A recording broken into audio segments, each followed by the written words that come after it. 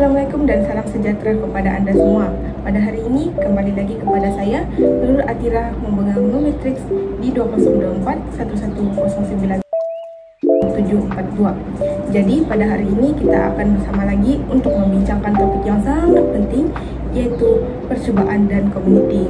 Antaranya adalah tentang proses percubaan, tugas yang dilakukan oleh pegawai percubaan juvenil, pegawai perkhidmatan, dan pengawasan remaja yang berisiko tinggi. Jadi, tunggu apa lagi? Mari sama-sama kita bincangkan. First of all, kita akan bincangkan tentang proses percubaan. Apa itu proses percubaan?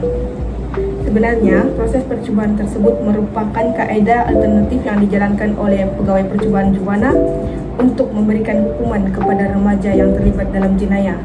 Hal ini juga sebenarnya adalah untuk memberikan peluang kedua kepada mereka untuk kembali ke jalan yang lebih benar dan mengelak daripada jenayah tersebut berlaku semula. Next, kita akan sama-sama membincangkan tentang tugas yang dilakukan oleh pegawai percubaan juvenil.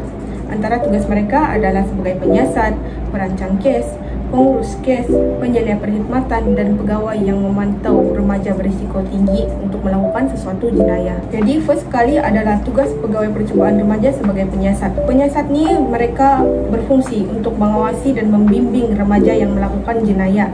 Mereka akan menganalisis adakah remaja tersebut dia melanggar peraturan yang ditentukan oleh mahkamah ataupun dia keep in line mengikuti proses percubaan tersebut. Tugas utama penyiasat ini sebenarnya adalah untuk membimbing remaja ke jalan yang benar, untuk memastikan mereka menghadiri semua program dalam proses-proses percubaan tersebut dan melaporkan kepada mahkamah sekiranya terdapat masalah sepanjang proses percubaan tersebut.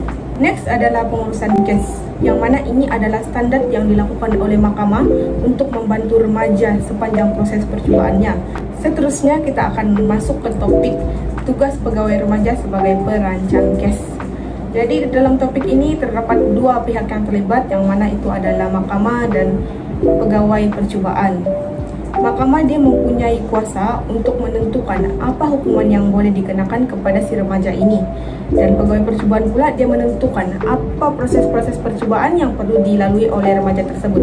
Next adalah tugas pegawai percubaan remaja sebagai penyelia perkhidmatan. Jadi mereka ini adalah individu yang bertugas untuk menyelia perkhidmatan sepanjang remaja tersebut dalam proses percubaan. Peranan mereka sendiri adalah untuk membimbing remaja tersebut kembali kepada pangkal jalan yang benar, seperti memberikan didikan moral, kata-kata sokongan, kata semangat, dan bantuan lain diperlukan. Mereka juga sebenarnya berperanan untuk menilai segala perkembangan remaja yang berlaku sepanjang tempoh proses percubaan tersebut dan melaporkannya kepada pihak mahkamah. Ini kita akan beralih ke topik terakhir kita, yaitu tugas pegawai percubaan remaja sebagai pengawasan remaja berisiko tinggi.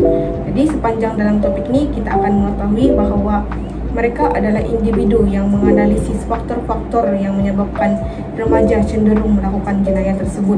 Bagi faktor pertama, yaitu faktor individu, kemungkinan individu ini dia berbeza dengan individu yang lain, yang mana dia mengalami kemurungan yang teramat sehingga dia berpikir untuk berputus asa dan berpotensi untuk mencederakan orang-orang di sekelilingnya. Terusnya kita beralih ke faktor yang kedua, di mana faktor ini sangat-sangat penting, faktor keluarga. Keluarga ini memainkan peranan yang sangat penting kepada kita. Apabila sesebuah keluarga tersebut mengalami perbalahan ataupun perceraian, konflik, sudah tentu ianya akan memberikan dampak negatif kepada anak-anak. Ketiga dan faktor terakhir, yaitu faktor rekan sebaya. Apabila kita memasuki usia remaja kita ini, sudah tentu kita mempunyai komuniti yang lebih besar.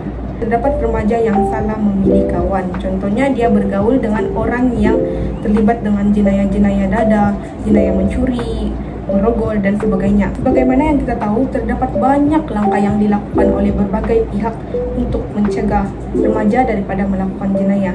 Antaranya adalah memberikan konseling kepada mereka, yaitu dengan memberi nasihat dan semangat serta menyuntik nilai-nilai moral dalam kalangan remaja.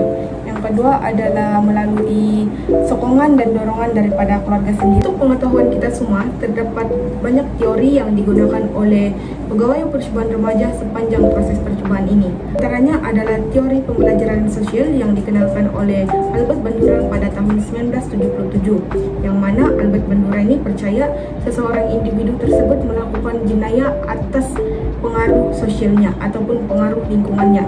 Contohnya, kawan sebaya dia ini dia terlibat dengan jenayah, jadi kemungkinan dia juga akan terlibat dengan jenayah atas pengaruh yang kuat. Selanjutnya kita ada teori ketegangan yang dikenalkan oleh Robert K. Milton pada tahun 1940-an, yang mana dia percaya bahwa remaja ini terlibat dalam jenayah karena dia tidak mempunyai kehidupan yang sempurna. Contohnya, individu A ini dia ingin sambung ke peringkat yang lebih tinggi dalam bidang akademiknya. Dia ingin memasuki university, namun keluarganya tidak mampu.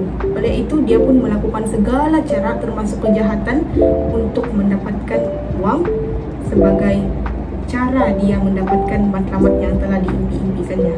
Oleh itu, sebagai kesimpulan topik perbincangan kita pada hari ini, saya amat menggalakkan semua individu yang datang daripada berbagai lapisan masyarakat, tidak kiralah sama ada keluarga, rakan sebaya, ataupun guru-guru, kerajaan, dan sebagainya, marilah kita bersama-sama menangani isu jenayah dalam kalangan remaja ini. Dengan itu, saya tutup topik perbincangan kita pada hari ini. Terima kasih kepada Anda kerana sudi meluangkan masa dan sudi mendengarkan saya dalam perbincangan kita pada hari ini.